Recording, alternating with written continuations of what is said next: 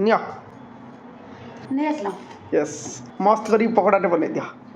आज जाए जिते भी पकोड़ा बनाई आज पकोड़ा बनइबार तरीका टिके अलग थिला टेस्ट पूरा सुपर थिला सेति प्रथमे चिकेन को भले से धोई की रखिदेली आउ सेतिरे पकेया पई 4-5टा लंका अल्प किछि अदा और टिके अधिक करी रसुण को पूरा भले से छेची देली एई जो कंचा लंका और रसुण रो फ्लेवरटा पकोड़ा रे पूरा मस्त लागिवो तापरे चिकेन ना आवश्यक अनुसार कॉर्नफ्लोर तार 3 भागरु भागे मैदा स्वाद अनुसार लूण हळदी चिकेन मसला गरम मसला धनिया गुंड जीरा गुंड गुलमरिच गुंड ता सहित अल्प टिके फूड कलर छेची रखिथिबा अदा रसुण आ गोटे फुल चामच धळा रास आउ अल्प किछि सोया सॉस आ विनेगर देकी भले से गोळे की 10 मिनिट रेस्ट पई रखिदेली आउ जदी धनिया पत्र थिबो ताले किछि धनिया पत्र को भी काटी के सेतरे मिसै देबे टेस्ट बहुत बढ़िया आसीबो 10 मिनिट परे छाणीबा टाइम रे पूरा चुन चुन करी कटा हितबा किछि पियाज को सेतरे मिसै सब को भले से गोळे की तेल को मीडियम हीट रे रखी के पकोड़ा छाणी जेहेतु नॉन वेज हमर बेटिया कम रोसई होछि त आइंस तेल रहले बेल को नष्ट होछि सेतै म अल्प तेल देकी छाणी से पकोड़ा हो कि तरकारी हो जे कोन नॉन वेज जिंस रोसई करबे पूरा भले से कुक करबे जम्मा भी दर सिजारू बाहर करबेनी भले से उल्टी उल्टी पूरा भले से सिझिबा पर्यंत छाणी खास करी पकोड़ा छाणीला बेले तेल को बहुत अधिक गरम करबेनी मीडियम हीट रे रखी पूरा लास्ट पर्यंत छाणीबे नहेले बाहर नाली पड़ जाए भीतर बेसी भले से सीझी नथिबो कि क्रिस्पी होबनी।